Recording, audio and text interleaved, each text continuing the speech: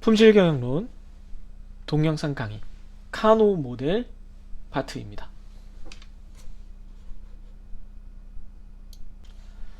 네, 안녕하세요. 품질 경영 동영상 이론 강의입니다. 카노 모델 파트로 넘어왔는데요. 품질 경영론 강의는 챕터 하나하나를 좀 잘게 쪼개서 제가 일부러 강의 자료를 만들고 있어요. 원래 이제 2021년 기준으로 그 강의 자료를 새로 만들면서 모든 강의를 다 최대한 잘게 쪼개려고는 하고, 가능하면은 나중에 편집을 하더라도 원본 로 파일에서는 그 파워포인트나 강의 자료 기준으로 한 페이지마다 문제를 풀 때는 한 두세 문제마다 이렇게 잘라가면서 파일을 따로따로 만들려고 이렇게 생각을 하고 있습니다. 그게 나중에 이제 관리하기가 좋아서. 그런데 다른 과목들은 사실은 그렇게까지 잘게 쪼개기가 어려워요. 이게 한 챕터 한 주제가 좀 길게 이어지는 편이라. 그런데 상대적으로 이 품질경영론은 소주제들이 좀 많은 편이라서 좀 이렇게 잘게 나누는데 좀 유리한 측면이 있습니다. 또 바꿔 말하면은 소주제가 많다는 거는 소주제마다 제가 이렇게 썸네일과 오프닝을 찍어야 되고, 썸네일과 오프닝을 찍으면서 뭔가 이제 또 이런 헛소리 쌉소리를 하잖아요. 네. 그래서 이제 여러분들에게 좀 아이스 브레이킹과 휴식의 의미가 되기를 바라면서 하는데, 진짜로 그렇게 되는지는 모르겠지만 뭐 좀 릴렉스 하면서 부담 없이 얘기를 하고 시작할 수 있다는 점이 좋기도 하고 좀 뭐 걱정도 되고 그렇습니다, 사실. 오늘의 오프닝 주제는 잠들 때 보는 콘텐츠입니다. 그러니까 아마 유튜브 시대, OTT 시대가 되면서 뭐 유튜브를 보거나 아니면은 넷플릭스 같은 걸 보거나, 그렇지 않다면 뭐 멜론 같은 스트리밍 사이트에서 멜론을 여러분들이 듣는지 뭐 플로우를 듣는지 벅스인지 뭐 모르겠지만 엠넷인지 뭐가 됐든, 아니면 스포티파이를 듣는 학생이 있을 수도 있고, 넷플릭스 아니고 왓챠를 보거나 웨이브를 보거나 뭐 쿠팡플릭스를 보거나 뭐 유플릭스를 보거나 뭐 라프텔을 보거나 뭐 아마존 플러스나 아마존 프라임이나 디즈니 플러스, HBO 맥스 같은, 훌루 같은 해외 서비스를 보거나 수도 없이 많은 지금 OTT 서비스들이 있죠. 그러니까 구독형 그 컨텐츠 서비스들이 있는데, 그런 서비스들의 범람으로 인해서 아마 많은 학생들이, 제가 얘기를 나눠본 결과 작년 재작년에도 이미 뭔가를 이렇게 보면서 이렇게 잠들어 간다고 그러더라고요. 집에서 혼자 있을 때, 특히 이제 자취하는 학생들은 더 그렇고요. 돌이켜 생각을 해보면 저도 그랬어요. 예전에 다른 동영상에서도 그랬지만 저는 늘 컨텐츠 소비자로서 제 삶을 정의해 왔기 때문에, 그러니까 직업으로서야 뭐 제가 지금 당연히 선생님이고 학자고 꼰대고 연구자고 그렇습니다만은, 대학 행정을 하는 사람의 일원이고 뭐 그렇습니다만은, 그냥 내가 인생을 즐기는 방편의 하나로서는 정말 많은 콘텐츠를 적극적으로 소비를 하겠다라는 것이거든요. 뭐 지금은 얘기하고 싶지 않지만, 좀 숨기고 싶지만, 언젠가는 제가 제 인생 일대의 일생일대의 그 덕질을 했던 그 시기에 대해서 얘기를 할 기회도 있을 겁니다. 아무튼 그래서 대학교 때 혼자 살게 되면서부터 제 자취방에 대학생이 아니라 그 당시에 그 지역에 들어올 수 있는 지역 케이블에서 가장 비싼 요금제를 항상 가입했어요. 풀 채널. 그때 돈으로 거의 2만원 가까이, 18,000원 이렇게 했으니까 지금으로 따지면 뭐 한 단순 물가만 생각해도 한 4만원 5만원 정도 되는 비용이라고 봐요. 그래서 최대한 많은 채널이 나오는, 그래서 그 채널들을 틀어놓고 보다가 잠드는 일이 많았어요. 남학생들은 뭐 다 공감하겠지만 새벽에는 해외 축구도 하고요. 그때 당시에는 그렇게 해외 스포츠를 많이 중계해 주진 않았어요. 메이저리그 정도? 근데 메이저리그는 뭐 밤은 아니고 아침이니까. 물론 아침에 뭐 잘 때도 있었는데 밤에는 그때 당시에는 뭐 게임 방송 같은 거 드라마 재방송, 예능 재방송 이런 것들을 보다가 아니면 영화, 그냥 갑자기 해주는 영화, 잘 몰랐던 영화를 이제 낯설지만 뭐 볼 거 없으니까 볼까? 이러고 이제 보다가 재밌으면 마저 보고 아니면 그냥 보다가 잠드는 거죠. 그거 아니면 보통 이제 뭐 야구나 축구나 뭐 아니면 다른 어떤 스포츠든 스포츠를 틀어놓고 이렇게 보다가 잠드는 경우가 많아요. 남학생들은 진짜 많이 공감할 텐데 여학생들도 공감할 수 있고요. 주말에 아버지가 집에서 이렇게 낮에 야구나 축구, 배구나 농구 이런 거 틀어놓고 이렇게 보다가 잠들면은 이제 채널 돌리려고 하면 아빠 안 잔다 이렇게 얘기를 하잖아요. 근데 그게 진짜예요. 내가 어느 정도 보고 싶어 하는 스포츠더라도 스포츠라는 게 스포츠 종류에 따라서 좀 다르긴 하지만 대부분의 경우 좀 늘어지는 파트가 있거든요. 그게 요즘 뭐 이것도 또 딴 얘기로 흐르는데 그 축구가 막 슈퍼리그 만든다고 난리치다가 뭐 지금 잠깐 멈칫하고 있는 상황이긴 한데 축구나 야구 같은 전통 스포츠들이 게임 같은 컨텐츠에 비해서 밀리는 이유 자체가 좀 느슨하다는 거거든요. 좀 지루하다. 시간이 길고. 그렇기 때문에 그걸 보다가 이렇게 아버지들이 이렇게 스르르 잠들기도 하죠. 잠들다가 또 이렇게 채널 돌리려고 하면은 또 깨고 그러니까 일정 아주 얕은 잠을 자면서 이제 보는 그러니까 집중력이 좀 떨어지는 거죠. 바꿔 말하면 그런 스포츠 컨텐츠를 보는 게 되게 잠들기 좋다라는 겁니다. 그 소리나 이런 템포가. 여러분들이랑 여러분들이 아니라 많은 학생들이랑 얘기를 해보면 그 시기적으로 좀 뭐 차이는 있지만 보통 이제 밤에 이제 잠들 경우에는 여러분들은 이제 TV를 잘 안 보니까 TV를 보더라도 뭐 직접 보는 게 아니라 푹이나 티빙 같은 OTT 서비스로 보다가 이제 잠든다고 그러고 그거 아니면 대부분 유튜브나 넷플릭스나 아니면은 그 웹툰 같은 것들 보다가 잠든다고 그러더라고요. 그래서 뭐 저도 요즘 종종 그러기는 합니다만은 아무래도 옆에 아내가 있으면 다른 사람이 있으면 소리 나는 걸 보긴 좀 그러니까 물론 이어폰을 낄 수는 있는데 그래도 좀 불편하기도 하고 별로라서 대부분은 뭔가 텍스트로 된 컨텐츠를 보다가 잠이 드는 편입니다. 텍스트로 된 걸 보는 게 확실히 잠도 더 잘 오는 것 같고요. 전에도 한번 언급한 적이 있는 것 같은데 듄이라는 소설이 뭐 어마어마하게 두꺼워서 한 600페이지 뭐 이렇게 돼서 그거 읽는데 잘 때만 읽었더니 꽤 오래 걸렸다는 얘기를 했었고요. 지금 2부를 읽고 있는데 뭐 다른 것 좀 보느라고 멈추긴 했습니다만은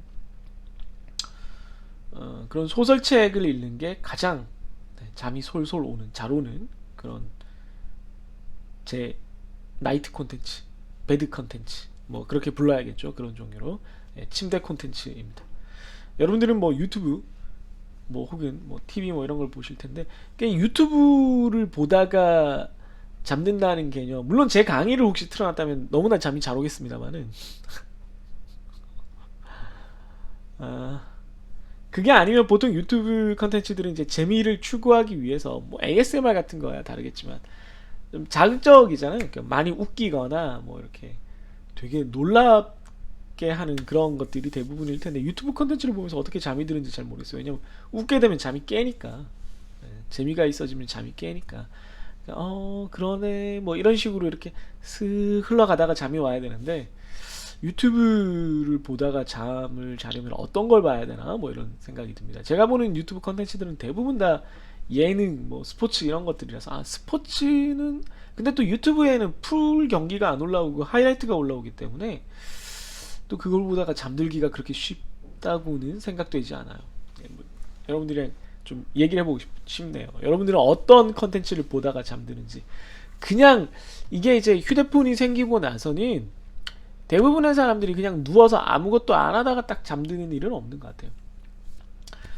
저는 아까도 말했지만 학생 때는 혼자 살 때는 정말 이렇게 누워서 TV를 이렇게 보다가 잠드는 게 아주 뭐 자연스럽고 당연했었고 결혼하고 나서도 거실에서 TV를 보다가 잠이 굉장히 오면은 방에 들어가서 잤어요. 그러니까 침대에 누우면 그냥 자는 편이었어요. 전화가 왔네요. 네, 전화가 오는 건 막을 수가 없어가지고요. 네, 중요한 전화일 수도 있으니까. 네. 아무튼 그래서 침대에는 정말 누우면 그냥 잠만 자는 공간으로 생각을 했기 때문에 누워서 이제 뭐 시간을 많이 보내려고 하지 않았어요. 그 잠 들어가는 상태로 지금도 잠은 빨리 드는 편인데 그래도 이제 뭐 여러 가지 이유, 뭐 가장 큰 이유는 아기들이 있다는 것 때문에 TV를 한참 보다가 이제 잠이 들면 옮겨가는 일은 좀 할 수가 없게 됐고, 그래서 누워서 이제 뭔가 컨텐츠를 소비해야 되다 보니까 저도 그 제 전화나 아니면 아이패드를 사용을 하게 됩니다.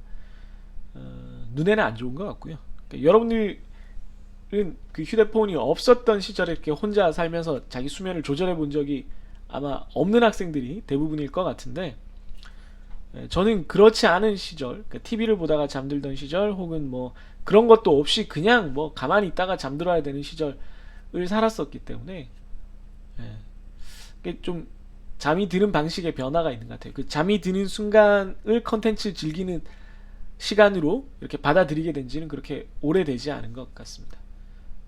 중학교 때는 좀 그렇게 했었던 것 같기도 하네요. 네. 소설책 같은 걸 보다가 잠들었었네요. 네.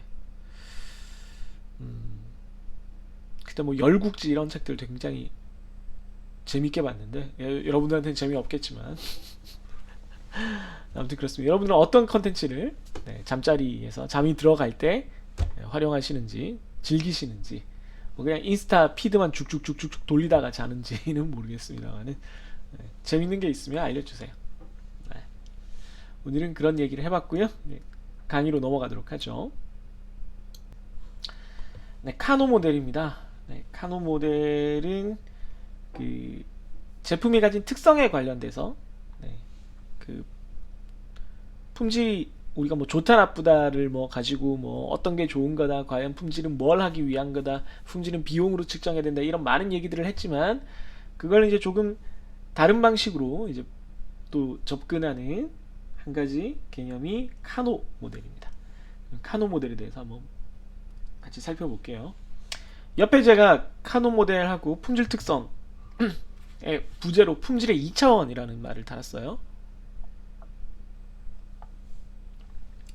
그러니까 우리가 뭔가 1차원적이다 그럼 단순하다, 한 가지밖에 없다라는 뜻이잖아요. 2차원이면 일단 한 가지는 아닌 거죠, 그죠? 한 가지는 아닌 거고 최소 두 가지인 건데, 그럼 뭐가 두 가지고 도대체 뭐를 다루고 있는 거냐를 한번 보도록 하겠습니다. 마이크가 좀 엇나갔었네요.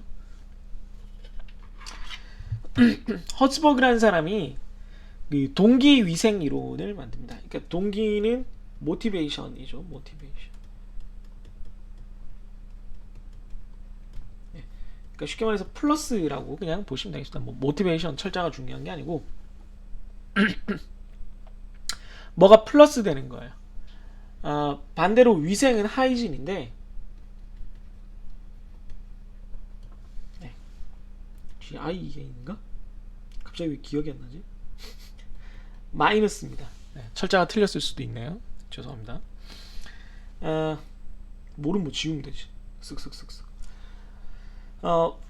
위생은 말 그대로 위생이에요. 깨끗해지는 거. 그런데 이걸 처음에 저도 들었을 때 좀 의아했어요.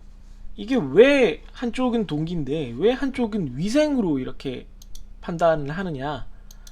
그러면 이게 뭐랑 관련이 있는 개념이냐 하면은 그 말 그대로 제가 플러스 마이너스로 표현을 해 놓은 것 자체가 동기라는 거, 모티베이션이 된다라는 건 우리가 다른 말로 하면 인센티브나 보너스 같은 걸 생각을 하시면 돼요. 뭐가 안 됐다고 해서 깎이지는 않는데 오직 플러스 되는 부분만 있는 거예요. 네. 그러면 이렇게 뭐가 있어 이거? 뭐가 걸렸습니다. 죄송합니다. 네. 그 죄송합니다. 조금만 옮길게요. 예. 플러스가 되는 지점만 있는 거니까 동기부여가 된다. 뭐 이런 말을 할 때 그게 없다고 해서 뭐 손해가 되는 그런 건 아니지만 이게 주어지면 내가 더 잘하기 위해서 이제 좀 북돋아진다. 자극이 된다. 긍정적인 어떤 영향력을 발휘하는 것을 우리가 동기라고 하죠. 반대로 위생은 물론 위생 자체가 어떤 사람의 동기부여가 될 수도 있어요. 뭐 깨끗한 것. 특히 이제 저도 좀 그런 편인데 제 연구실 일이 뭐 엄청나게 깨끗하지는 않지만 연구실을 좀 예쁘게 좀 깔끔하게 꾸며 놓으려고 생각은 해요. 그게 저한테 만족감을 주니까. 그런데 이제 여기서의 위생은 그런 얘기는 아니고, 우리가 정말 생물학적으로, 화학적으로, 생리의학적으로 위생이 부족하면은 병에 걸리잖아요. 그러니까 나쁜 일이 생기죠. 근데 위생이 깨끗하다고 해서 막 없던 근력이 생기거나, 뭐 갑자기 어떤 게 있을까요? 뭐 갑자기 이빨을 씹는 힘이 좋아진다거나, 점프력이 좋아진다거나 이런 일이 발생하진 않아요. 그러니까 마이너스만 있고 플러스가 되지는 않아요. 그런 의미에서 이걸 그럼 음의 영향력, 마이너스 영향력, 부정적 영향력만 미칠 수 있고 긍정적인 영향력은 미칠 수 없는 요소들을 위생이라고 본 거예요. 원래 이분이 이걸 연구할 때는 직무 만족도에 관한 연구에서 언급을 한 거예요.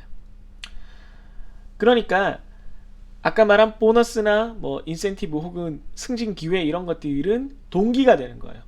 그게 안 된다고 해서 이 사람의 월급을 뺏어가거나, 그게 어떤 거에 안 이루어진다라고 해서 이 사람을 강등시키지는 않겠지만 직급을, 그러니까 플러스 요인만 있는 거죠. 되면 이거 해줄게. 반대로 위생 같은 경우는 작업 환경이 아주 불편하거나, 뭐 작업 환경이 아주 위험하거나, 작업 환경이 아까 말한 대로 진짜로 말 그대로 위생이 나빠서 내가 좀 불안하거나 이런 상황이 되면은 마이너스가 되지만, 그게 다 갖춰졌다라고 해서 일정 이상의 퍼포먼스가 더 나는 건 아니라는 거죠. 그래서 꼭 갖춰져야 되지만 무한정 갖춰진다고 뭐 더 좋아지지는 않는 놈은 위생. 안 갖춰진다고 뭐 무한정 바닥으로 내려가지는 않겠지만, 그게 있으면 그래도 좀 더 자극을 받아서 더 좋아질 수 있는 영향력을 미치는 그런 요소들, 이 두 가지를 동기와 위생으로 따로따로 본 겁니다. 그래서 카노가, 품질 전문가 카노가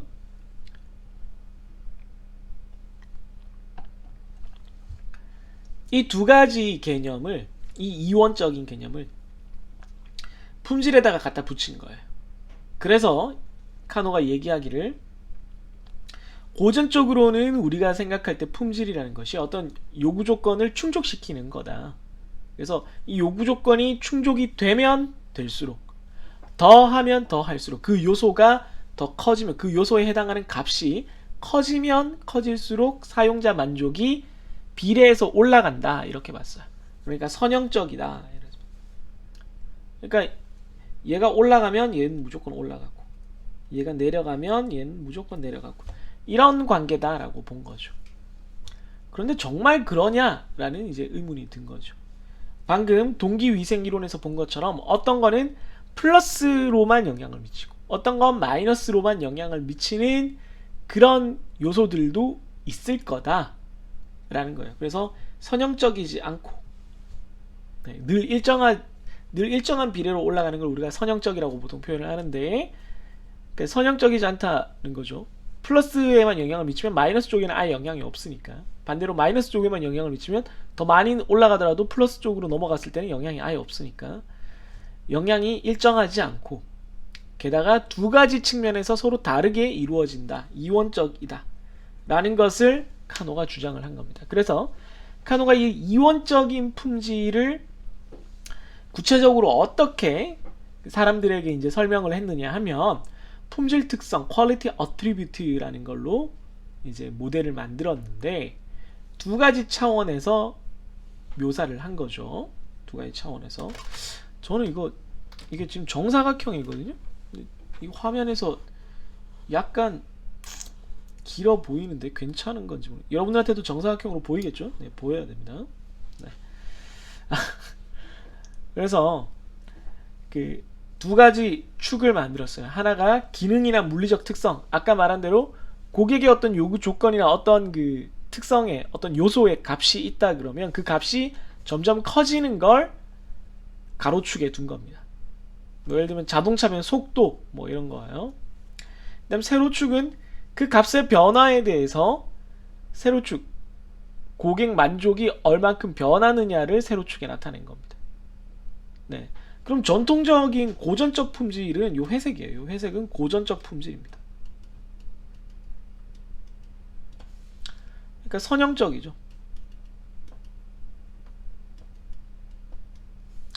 되게 간단해요. 그러니까 어떤 기능이나 물리적 특성이 커지면 고객이 더 좋아한다는 거예요. 뭐 예를 들면 뭐가 있을까요? 음, 양은 뭐 모든 사람이 그렇진 않겠지만 에, 어떤 음식점에 가서 맛이 있으면 맛이 있을수록 고객이 더 좋아한다라던가, 가격이 싸면 쌀수록 고객이 더 좋아한다라던가, 단순하게 생각했을 때는 휴대폰의 속도가 빠르면 빠를수록 고객이 더 좋아한다라든가 뭐 이런 것들이 있겠죠. 그거에 대해서는 조금 이견이 있을 수 있지만 아무튼 그런 것들이 우리가 일반적으로 생각하는 하나가 더, 이 요소가 값이 더 커지거나 좋아지면 고객도 그것을 더 좋아한다라는 그런 단순한 품질에 대한 고객의 반응이 되겠습니다. 그럼 어떤 품질 특성이 그렇게 되면은 고객이 더 좋아하면은 그걸로 된 거 아니냐? 우리가 그걸 품질로 정의하지 않았냐? 근데 고객의 반응이 아까도 얘기했지만 좀 이원적이라는 거죠. 네. 예를 들면 매력적 품질 특성은 위에서 말한 동기에 해당하는 겁니다. 네. 동기랑 비슷한 거야. 여기 A로 나타난 놈이죠. attractive. 얘는 어떤 기준보다 마이너스로 간다라고 해서 고객 만족이 크게 떨어지진 않아요. 그런데 어떤 기준점 뭐 한 이 정도쯤일까요? 그걸 넘어서서 그 값이 점점 커지면 고객의 만족도가 급격히 올라갑니다. 뭐 어떤 것들이 있을까요? 이게 막 없다고 해서 내가 막 너무 싫은 정도는 아닌데, 없다고 해서 막 정말 싫고 뭐 그런 건 아닌데, 이게 있으면 되게 좋은 것 같아. 보통 이제 이런 거는 어떤 상품의 옵션이라든가 부가 기능 이런 것들에 해당해요. 절대적인 기능이라기보다는 부가 기능에 해당합니다. 일반적으로. 그래서 뭐 예를 들면 지금은 그렇지 않지만 초창기 휴대폰에서는 카메라가 이런 것이었습니다. 그러니까 휴대폰은 전화만 되면 되지 카메라가 안 된다고 해서 이 전화를 안 산다 이런 개념은 없었어요. 휴대폰으로 카메라를 많이 찍어야 된다라는 그 생각은 꽤 지나서 발생했어요. 초반에는 별로 없었어요. 아이폰 처음 생겼을 때조차 휴대폰으로 찍는 사진에는 한계가 있었기 때문에, 그러다가 이제 중반이 아니라 좀 지나서부터는 휴대폰 시장에서 카메라가 굉장히 중요한 요소가 됐죠. 그래서 자기 회사의 휴대폰이 다른 회사 거보다 좋다는 가장 이제 큰 차이로 매력적인 어떤 특성으로 휴대폰 카메라의 품질을 내세우기 시작했습니다. 이 얘기는 우리 회사 휴대폰이 카메라가 안 좋다라고 해서 이걸 휴대폰이 아니다라고, 휴대폰 자체의 어떤 품질이 나쁘다라고 볼 수는 없었으나, 그때까지만 해도 우리 회사 제품이 다른 회사 제품보다 좀 더 매력적이다, 좀 더 차별화가 된다라는 걸 내세울 때는 도움이 됐다는 거죠. 그런데 이게 지금은 뭐 되게 당연한 품질이 돼버렸죠. 또 뭐가 있을까요? 뭐 자동차를 예로 들자면, 자동차가 뭐 운전이 잘 돼야 되고 승차감이 좋아야 되고 뭐 빨리 달려야 되고 연비가 좋아야 되고 이건 되게 기본적인데, 예를 들면 뭐 자동차들 중에 요즘 애플 카플레이나 그 구글 오토 같은 것들이 있어요. 그러니까 휴대폰을 그대로 자동차의 요 스크린이 요즘 자동차에 다 달려 있잖아요. 내비게이션이나 뭐 이런 것 때문에, 내비게이션뿐만 아니라 엔터테인먼트 시스템을 위해서 달려 있는데, 거기에 이제 자동으로 미러링이 돼서 그 영상이나 음악이나 컨텐츠 이런 걸 함께 재생해주고 여기서 보는 지도를 그쪽으로 다 보여주고 이런 것들이 가능해졌단 말이에요. 그게 없다고 해서 그 자동차를 안 사진 않을 거예요. 자동차가 뭐 한두 푼 하는 것도 아니고 4천만원 5천만원 하는 건데, 좋은 차들 같은 경우에는 뭐 더 비싼 차들은 외제차는 뭐 7천만원 8천만원 1억까지도 하겠죠. 근데 싼 걸 사도 보통 한 2천만원 정도는 할 테니까, 1천만원 2천만원이 넘어가니까 그런 걸 사면서 그 해당 기능이 있고 없고를 제 1번으로 생각하진 않을 거예요. 그런데 있으면 없는 것보다는 확실히 좋은 거죠. 또 제가 4년 전에 자동차를 살 때 좀 신경 써서 구입했던 옵션 중에 하나가 어라운드 뷰라고 해서, 이제 카메라 버튼을 누르면 차가 이제 이렇게 생겼으면요, 차 요런 데에 아주 작은 카메라들이 달려 있어요. 요런 곳에. 그래서 이걸 가지고 찍은 주위 화면을 합성해서 마치 내 차를 위에서 보는 것 같은 화면을 만들어줘요. 제 차가 여기 있고 주위에 뭐 화단이 있다든가 기둥이 있다든가 이런 걸 이제 화면을 합성해서 다시 보여줘요. 그럼 이제 주차하거나 할 때 굉장히 편해요. 이렇게 차가 이렇게 나갈 때 여기에 부딪히는지 안 부딪히는지도 쉽게 볼 수 있고. 그러니까 어라운드 뷰라고 하는데 굉장히 편리해요. 물론 뭐 자율주행을 하면 더 편리하겠지만 우선은 이것도 굉장히 편리한 보조 수단입니다. 근데 이게 없다라고 해서 제가 제 차를 구입할 때 이 기능, 물론 저는 이제 이 기능을 굉장히 갖고 싶긴 했지만 이 기능이 없다라고 해서 뭐 이 차가 차로서의 기능이 떨어진다, 품질이 떨어진다, 고객 만족도가 크게 훼손된다 이렇게 보진 않을 거예요. 그런데 이 기능이 있다, 그래서 이걸 눌러서 이렇게 화면을 바꿔서 볼 수 있다 그러면 있는 순간부터는 굉장히 만족도가 올라가죠. 이게 뭐 더 플러스가 된다 그러면 뭐 어라운드 뷰를 할 수 있는 범위가 넓어진다거나 뭐 고저차를 더 잘 보이게 한다거나 이러면 진짜 만족도가 크게 올라가겠죠. 그런 것들을 매력적 품질, attractive라고 합니다. 얘기가 너무 길어졌는데 O는 one dimensional 혹은 ordinary라고 하는데 그냥 평범한 품질이에요. 평범한 품질. 그러니까 우리가 알고 있는 고전적인 품질. 여기 회색 선이니까 앞에서 얘기한 그냥 선형성 품질입니다. 이건 주요 성능이에요. 이거는 좋으면 좋을수록 고객이 더 만족하고 나쁘면 나쁠수록 고객이 불만족하는 우리가 잘 아는 핵심 성능입니다. 핵심 성능.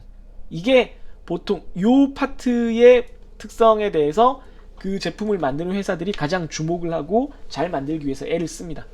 자동차 같으면 뭐 빨리 달려야 되고요. 예, 뭐 차로 따지면은 속도라든가 연비라든가 뭐 승차감이라든가 이런 것들이 가장 그 주요 성능이 됩니다. 뭐 요즘 꼭 속도가 그렇지는 않지만 뭐 내부 공간 크기라든가 뭐 이런 거겠죠. 실내 공간. 휴대폰으로 따지면 요즘은 근데 또 이게 별로 그 주요 성능이라고 보긴 힘든데 어쨌든 전화니까 통화 품질이라든가 데이터가 얼마나 잘 터지냐라든가 인터넷이 얼마나 잘 되느냐든가 CPU가 얼마나 좋으냐든가 뭐 이런 것들이 주요 성능이겠죠. 좋으면 좋을수록 좋고 나쁘면 나쁠수록 안 좋고 소비자의 태도가 아주 일관되게 적용되는 그런 그런 요소들입니다. 자, 그 다음에 당연적 must be M은 위에서 말하는 당연히 위생이랑 연결되는 겁니다. 당연히 있어야 되고 그러니까 이게 아무리 올라간다라고 해도 고객 만족도가 크게 변하지는 않는데 이게 없으면 고객 만족도가 확 꺾이는 그런 거죠. 야 이건 당연한 거지. 이건 뭐 따져볼 필요도 없어. 뭐 이런 거죠. 뭐 예를 들어 자동차 같으면 뭐가 있어요? 브레이크죠. 브레이크. 제동 성능. 잘 멈추냐? 당연히 다 잘 멈춘다고 생각하겠죠. 안 멈추면 뭐 어떻게 돼요? 죽는 거지. 브레이크가 더 잘 들면 조금은 고객이 더 만족할 수 있을지 모르겠지만 큰 폭은 아닐 거고.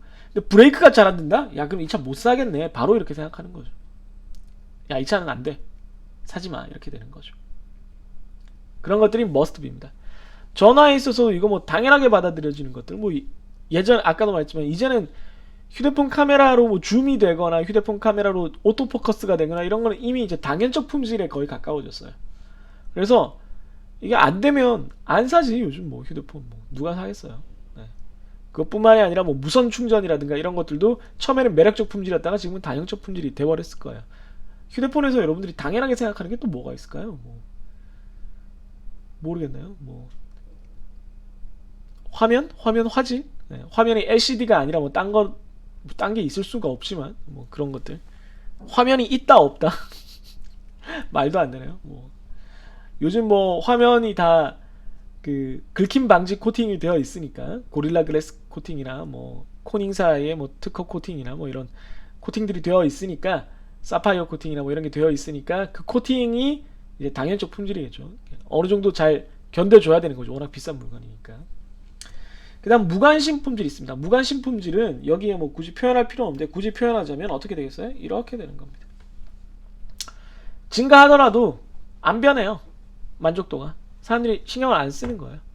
당연히 기업도 그거에 대해서 신경을 쓸 수가 없는 그런 내용입니다. 무관심 품질에 해당하는 것들이 있어요. 근데 아무도 신경 안 쓰는데 혼자 이제 열심히 하는 것들도 있긴 있어요. 회사마다.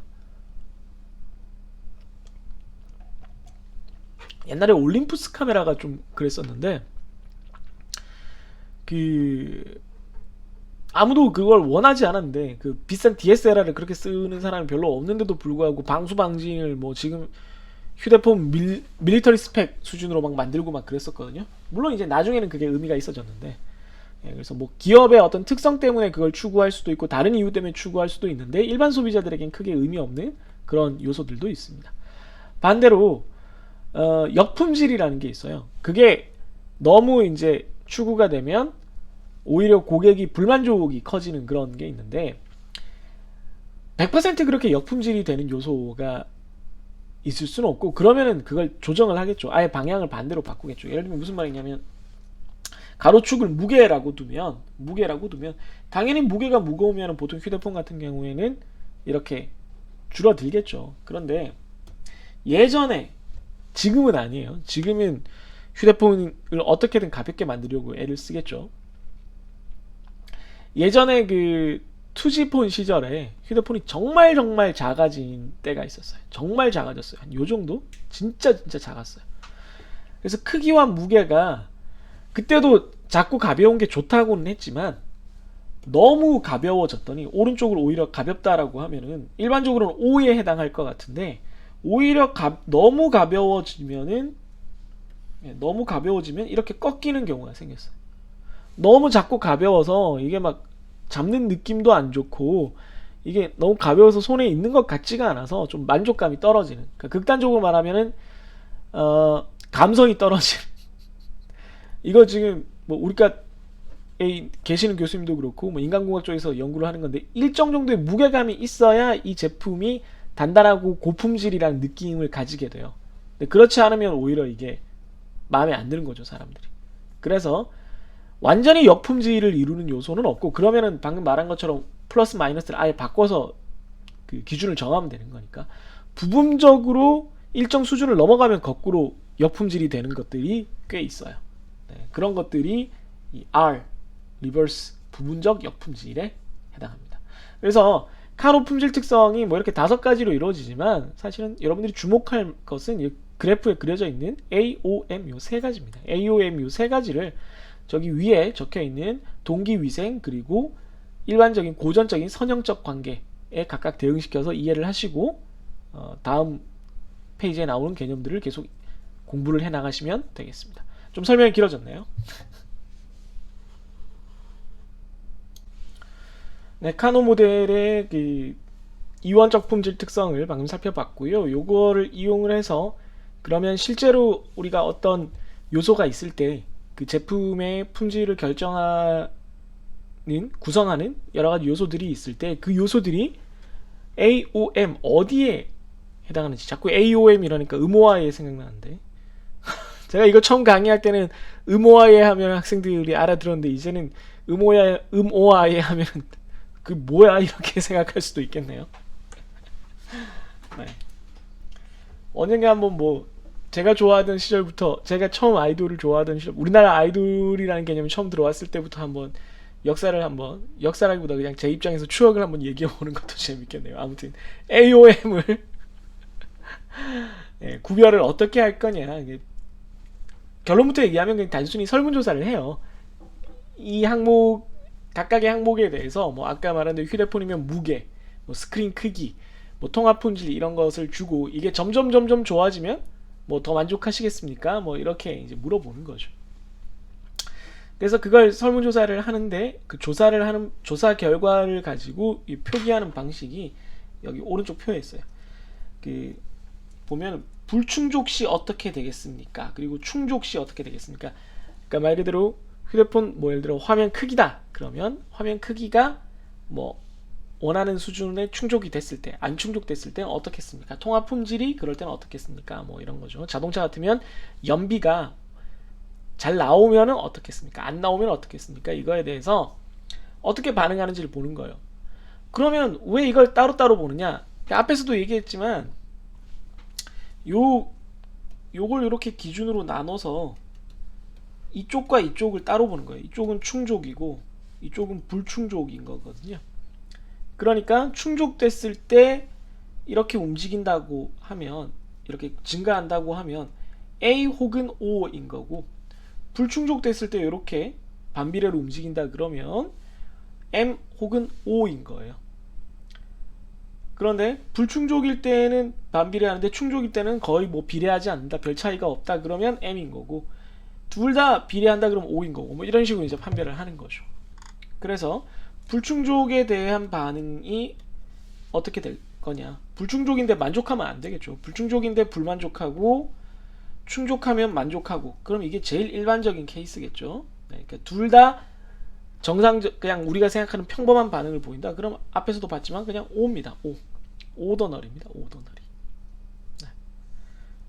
그런데 불충족해도 만족 불만족이 없어요. 그냥 왔다 갔다 해요. 만족할 수도 있고 불만족할 수도 있고 왔다 갔다 하고 뭐 뚜렷하게 뭐가 있진 않아요. 그런데 충족하면 항상 만족해요. 네. 아주 극단적으로 충족에 대한 반응은 그걸 A, attractive라고 볼 수 있죠. 반대로 충족을 해도 뭐 왔다 갔다 해요. 네. 충족에 대한 반응이 만족과, 이게 뭐 충족이 돼도 이게 있어도 뭐 이렇게 좋을 수도 있고 안 좋을 수도 있고 그냥 왔다 갔다 해요. 그런데 그게 없으면 안 돼요. 불만족이 심해요. 그걸 우리가 must be M이라고 표현할 수가 있죠. 그래서 AOM은 요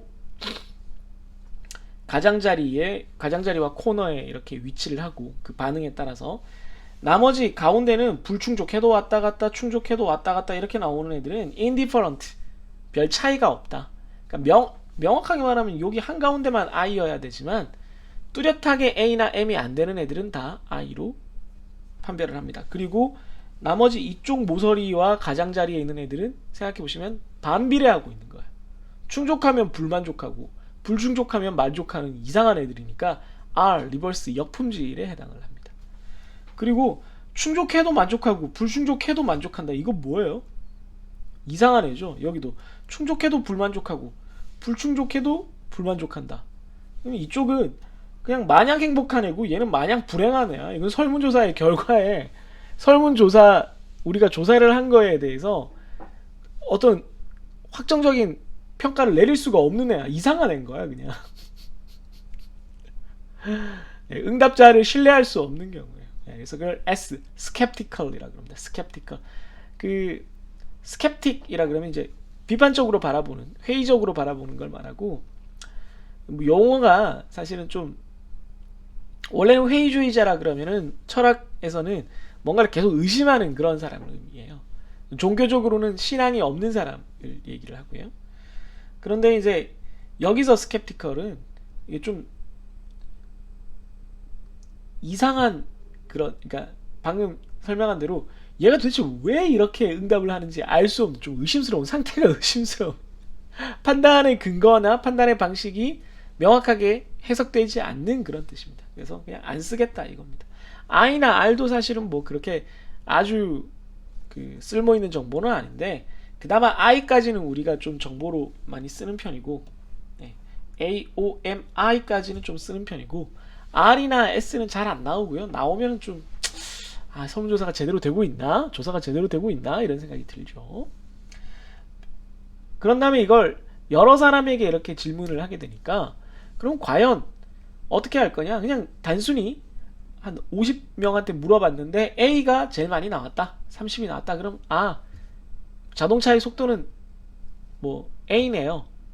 근데 A랑 O랑 비슷비슷하긴 한데 A인가요? 뭐 이렇게 생각할 수가 있잖아요. 그래서 그럼 예를 들어 50명 물어봤는데 A랑 O가 30, 20 이렇게 나온 거랑 40, 10 나온 거랑은 좀 다르죠. 둘 다 A로 판별은 되겠지만 50명에게 물었을 때 A라고 대답한 사람이 30, 20, 그 다음에 40, 10인 경우에 이 특성에 대해서도 우리가 A, 2번 특성에 대해서도 A라고 판별은 하겠지만 2번은 확정적으로 A인데 반해서 1번은 좀 아리까리 하잖아요. 그죠? 애매모호하죠.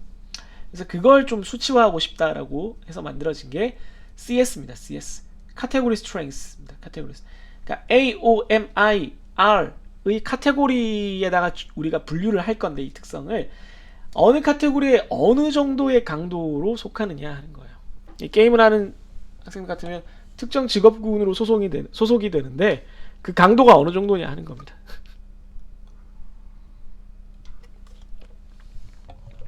게임마다 다르겠지만 그래서 제일 많이 하는 게 가장 빈도가 높은 놈의 퍼센트와 그 다음 빈도가 높은 놈의 퍼센트. 그러니까 1번 품목 같으면 60%와 40%죠. 예, 빼면 20%가 나오죠. 2번 같으면 80%와 20%니까 빼면 60%가 나오죠. 네. 그래서 둘 다 이 경우는 CS가 20% 60%이기 때문에 꽤 커요. 그래서 뭐 큰 문제가 생기진 않는데, 만약에 진짜로 비슷한 케이스가 있어서 가장 빈도가 높은 놈의 비중과 두 번째로 빈도가 높은 놈의 전체에 대한 비중을 우리가 계산을 했을 때 그게 6% 이내면, 예를 들면 지금 50명이면은 50명에 6%면 3명이거든요. 그러니까 예를 들면 뭐 28대 25 이 정도가 됐다. 네. 아니면 더 극단적으로 27대 25로 나왔다. A랑 O가. 그럼 얘는 54%, 얘는 50%잖아요. 그럼 이 둘의 차이가 4%니까 4% 차이 때문에 이걸 A라고 우리가 딱지를 붙이는 게, 매력적 품질, attractive라고 붙이는 게 맞는 거냐? 라는 우리가 좀 고민이 생길 수가 있죠. 그런 경우에는 혼합 컨비네이션, 두 가지 A와 O의 혼합이다, 이렇게 표현을 하는 것이 바람직하다는 겁니다. 네. 그래서 다수의 설문 결과를 조금 더 합리적으로 활용하는 어떤 기준이라고 볼 수가 있겠습니다. 네. 뭐 이 페이지는 앞 페이지가 다 한 페이지로 만들기 힘들어서 나눈 거라서 좀 짧게 끝나네요. 네, 카논 모델, 이번에는 품질 전략에 관한 얘기입니다. 그러니까 방금 전에 살펴본 그런 품질 특성들이 어떻게 이제 품질 경영을 하는 입장에서 전략적으로 이용될 수 있느냐 하는 부분이라고 볼 수가 있겠어요. 네, 저를 좀 쫓아내야겠네요. 고객 만족 계수로 이제 좀 표현을 해보자면, 예를 들면 Customer Satisfaction Coefficient라는 CSC라는 거를 만드는데, 예, 고객 만족 계수, coefficient가 coefficient예요. 그러니까 어떤 변수의 앞에 있는 이런 숫자를 얘기하는 건데, 어쨌든 뭔가를 숫자로 나타낸 거를 말해요. 사실 이거 CSC는 CSI, 그러니까 고객 만족 지수가 되는 게 더 맞는 표현이라고 보는데, 어쨌든 뭐, 예. 요 CSC는 크게 두 가지로 이루어져 있는데, 오른쪽 그래프에 나타나는 이 가로축 세로축의 값을 만들어내는 거니까 두 가지 값으로 이루어진 건데, 하나는 만족지수랑 불만족지수예요. 그러니까 만족지수는 어떤 품질 특성이 도대체 소비자들에게 그 설문조사를 했을 때 A와 O로 응답한 정도가 어느 정도냐. 그러니까 긍정적인 반응에 긍정적으로 그 소비자 만족을 이끌어내는 특성이 어느 정도로 있느냐. 그러니까 소비자 만족에 영향을 주는 정도가 어느 정도냐가 만족지수고요. 불만족지수는 M과 O의 비중이에요. 그러니까 M과 O의 비중, 소비자들이 이걸 M이나 O로 판단한 경우가 많다는 것은 불만족과 관련이 많다는 겁니다. 네. 이 두 페이지 전에 그래프에 보시면 M이나 O는 이 불만족 영역에서 영향을 많이 갖고 있잖아요. 네. 그렇기 때문에 M이나 O로 어떤 특성을 판별한 사람들이 많다는 것은, 응답한 사람들이 많다는 것은 그 특성이 고객의 불만족과 관련이 있다는 겁니다. 네. 그래서 이게 전체에서 이 M과 O의 비중을 역시 계산을 합니다. 그렇게 하면 그 전체 응답자에서 O는 O, M, I, R, S 이렇게 있는데, R과 S는 빼고요. R과 S는 앞에서도 얘기했지만 거의 안 쓰는 거라서 빼고, 만족지수와 불만족지수로 이렇게 표현을 합니다. 그렇게 해서 하면은 뭐 이거 마이너스를 달면 사실은 이게 0, 마이너스 1이 돼야 되는데, 네. 네, 마이너스 1, 0이 돼야 되는데, 참 죄송합니다. 아무튼 네. 그럼 이거 없다고 하면 되죠. 그래서 보면 모두가 다 A라고 선택을 한 경우에는 A가 100%일 거고 M은 0%, 0%, 0%니까 만족지수는 1, 불만족지수는 0일 거예요. 그러니까 여기에 있겠죠. 그런 제품, 그런 특성은. 네. 반대로 어떤 것이 어떤 특성에 대해서 사람들이 이게 충족되면 만족하시겠어요? 혹은 이게 충족되면 뭐 불만족하시겠어요? 이게 결핍되면 만족하시겠어요? 불만족하시겠어요? 뭐 이런 질문을 했는데 전부 다 M에 해당하는 대답만 했다. 그럼 이게 100%고 나머지가 0이다. 그러면 여기가 1, 0이 되겠죠. 그러니까 그런 경우는 또 M에 해당하는 놈이겠죠. 이 모서리 중에 M은 이쪽으로 갑니다. 그러니까 A에 해당하는 제품들은 왼쪽 위 모서리, M에 해당하는 제품이 아니라 죄송합니다. 특성들은 오른쪽 아래 모서리가 될 거고, 전부 다 O로 대답했다면 이쪽도 1이 되고 이쪽도 1이 되기 때문에 여기에 있을 거예요. 오른쪽 위 모서리로 갈 겁니다. 따라서 AOM이 이런 식으로 이루어집니다. 그런데 그럼 어떤 우리가 제품에 대해서 특성들이 여러 개 있어가지고 조사를 했는데, 우리가 조사를 해봤더니 우리가 지금 다루고 있는 제품들은 대부분 다 여기에 있더라. 특성이 한 5개 있는데 체크해봤더니 다 이 근처에 있더라. 그러면 주로 O나 A 쪽에 가까운 애고 M은 없으니까 이거는 우리가 잘하면 잘할수록 고객이 더 만족할 수 있는 그런 특성들이 대부분인 어떤 제품들이다 라는 거예요. 그러니까 주로 신제품인 경우가 이래요. 신제품인 경우는 새로운 개념이기 때문에 이게 꼭 뭐가 있어야 된다 이런 개념이 처음에는 없어요. 그런데 그게 계속 유지되면 좋겠지만 시간이 지나면 지날수록 이 화살표가 그려진 것처럼 처음에는 여기에 있던 어떤 특성이 시간이 지나면 O가 돼요. 네.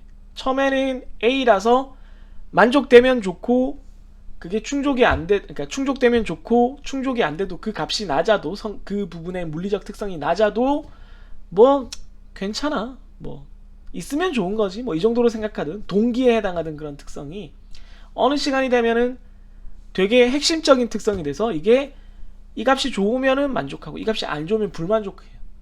근데 더 나아가서는 어떻게 되냐면 당연해져서 이게 있다고 해서 막 만족하지는 않지만 없으면 난리 나는 그런 특성이 됩니다.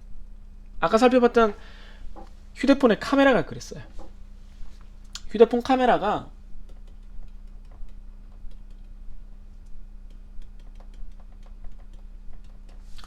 처음에 휴대폰의 카메라라는 것이 생겼을 때는 정말 화질도 조악했고 진짜 뭐 거의 뭐 도트가 다 보이는 그런 정도였어요. 색깔도 뭐 풀컬러도 아니었고. 풀컬러라는 말을 여러분들은 아예 모르시죠? 네. 컬러 개수가 정말 이제 제한적이어서 뭐 보는 게 좀 많이 크게 그냥 정말 이런 걸 찍었다 정도의 의미, 기록으로서의 의미만 있지 그것도 뭐 완벽하지 않고 그랬어요. 나중에 한번 보여드릴 기회가 있을 수도 있는데 아무튼 제가 찍은 사진들 중에 옛날 사진을 그러다가 이제 이게 조금 돼서 처음에는 그러니까 A도 아니고 뭐 I였겠죠. 그러다가 이제 좀 어떤 2000년대 초반에 스마트폰도 아닌데 휴대전화 중에 카메라 부분이 엄청 크게 달린 휴대전화가 몇 개 나왔어요. 그러니까 거의 카메라에다가 휴대전화를 붙여놓은 수준인 카메라가 한두 개 나왔었어요.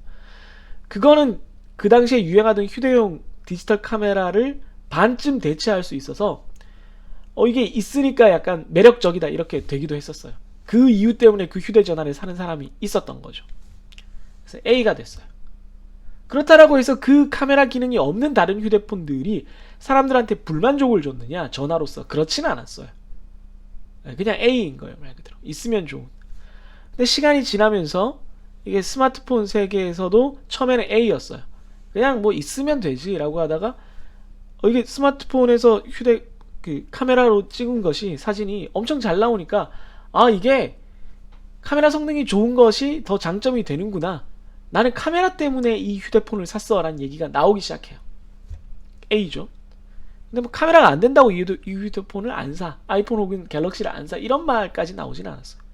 근데 시간이 좀 지나면서 제 생각에 아이폰 한 4, 5 그리고 갤럭시도 한 4, 3, 4 이 정도쯤부터였던 것 같은데 카메라가 엄청 중요한 기능이 됐어요. 뭐 그 두 회사뿐만이 아니라 많은 회사들에서. 그래서 카메라 화질 갖고 서로 목숨 걸고 경쟁하고 이게 막 아이폰 7, 8 뭐 갤럭시도 뭐 한 7, 6, 7에서 계속 그런 일이 벌어졌죠. 8에서 누가 더 카메라 성능이 좋고 야간 뭐 촬영 성능이 좋고 HDR이 좋고 막 이런 얘기가 계속 나왔었죠. 그리고 그게 안 좋으면 불만족하고 셀카를 찍었을 때 얼마나 예쁘게 나오고 뭐 물건을 찍었을 때 얼마나 자동으로 화면 보정이 되고 막 이런 것들이 지금까지도 계속 이어지고 있어서 거의 5에 가깝죠. 근데 이제 조금만 더 지나면 이미 저는 어느 정도 그렇게 됐다고 생각하는데 카메라가 잘 찍히고 예쁘게 찍히고 뭐 장면마다 최적화를 해주고 HDR을 해주고 야간 보정을 해주고 손떨림 방지를 해주고 이건 다 당연한 거가 돼요. 점점 더. 근데 당연한 거고 충족되면은 뭐 오케이. 근데 그게 충족이 안 되면은 엄청 불만이 생기는. 아이 뭐 스마트폰이 이것도 안 돼 라고 하는 그런 수준의 거의 그런 단계에 이르렀죠. 그래서 어떤 특성이 고정되어 있는 것이 아니라 시간의 흐름에 따라서 주위 환경에 따라서 다른 경쟁자들과의 관계에 따라서 특성이 A에서 O, O에서 M으로 변해간다라는 겁니다. 이걸 진부화라 그래요. 그래서 품질의 특성이 어떤 요소의 특성이 고정되어 있는 것이 아니고 변화해 간다. 그럼 그 제품을 생산하는 업체로서는 A에 해당하는 O에 해당하는 어떤 특성이 M으로 변했기 때문에 또 다른 A나 O를 찾아서 우리 제품의 경쟁력을 높이고 우리 제품이 더 좋은 품질을 고객들한테 어필할 방법을 찾아야 되겠죠. 네, M인 건 당연히 이제 당연한 거니까 달성을 해야 되는 거고. 그런 이제 그 경영 전략적인 측면에서 이걸 바라봐야 된다. 이걸 분석해야 된다라는 얘기를 드리는 겁니다. 이해되셨죠?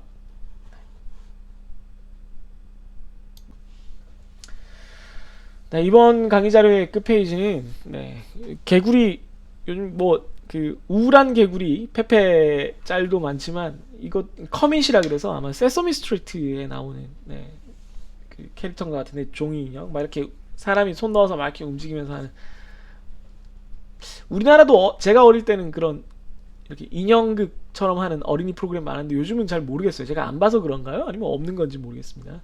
아무튼 그 인형이 이렇게 얘기를 하는 건데요. exhausted, just exhausted. 뭐 그 말투를 흉내내자면 이런 겁니다. too exhausted. 지쳤어. 그냥 지쳤어. 너무 지쳤어. 이런 거죠. 아마 시험 기간을 지나서 중반을 이제 학기의 중반을 지나고 있는 학생 여러분들의 심정이 이렇지 않나라는 생각은 드는데 늘 그렇지만 제가 응답을 달아놓는데 get up, we are still in class. 일어나. 아직 수업 시간이야. 입니다. 아직 수업 시간입니다. 아직 학기가 많이 남았습니다. 신에게는 아직 12척의 배가 아니라 12개까지는 안 되겠지만 강의 자료가 남아있기 때문에 여러분들이 열심히 보셔야 되고요. 뭐 중간에 제가 숨 돌릴 만한 리뷰 주간 같은 것들을 만들어 드리니까 템포를 조절하시면서 또 그럴 때는 지나간 과제를 풀어 보시면서 좀 리프레시하고 다시 개운하게 또 힘을 좀 얻어서 수업을 들으면서 이번 학기를 헤쳐나가시면 좋겠습니다. 힘내세요. 이 심정을 모르는 건 아니고 저도 이렇게 눕고 싶어요. 사실 연구실에 소파 베드를 갖다 놨는데 일주일에 한 번 누울까 말까요. 진짜 누우면 너무 잘까봐 잠깐 뭐 한 20분 자고 이제 10분 자고 뭐 일어나고 이러는데